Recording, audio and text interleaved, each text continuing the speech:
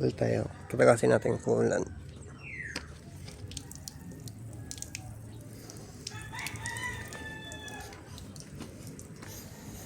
Always check your coolant. Oh. Yan ito. May kalawang.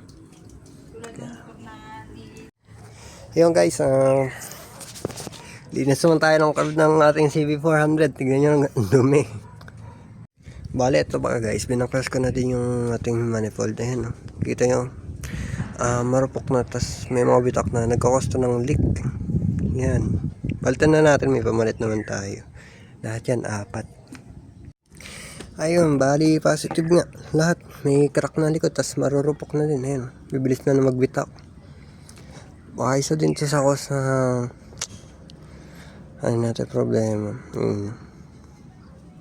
Lahat. Ito, napingas na nung pagbaklas ko. Mararapok ko na.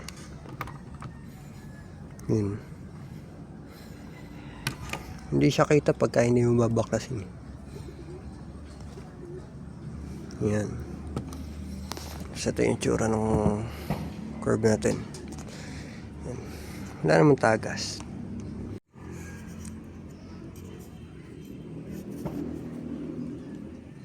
Dungis. Yan lahat, dudungis. Pero wala naman leak. Ayun, mga breather naman yan eh. Mga normal. Yan. Baklasin ko to. Ito, nabaklasan natin. Sobrang dumi na pala. Bali, ito yung jettings. So, kung hindi pa mababaklas. Yung jettings, yung pilot. Ayun o. Kita nyo dumi. Hindi lang yan. Ito din nata. Ayaw na nga magpabunot kanina eh. Lahat ganun. Yan. Bali, linisin na lang muna natin to. Sheesh. So, pagmasdan, linis. Walang kabo na dumi. Bali ito, tapos na natin linisin. Sasalbak na natin mamaya. Bali, ngayon, palitan naman na natin ng manifold tsaka ng mga spark plugs. Balikan ko kayo. Synchro din.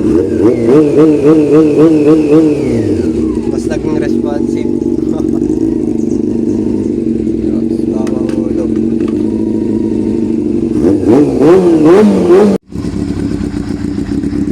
So yun, tapos na.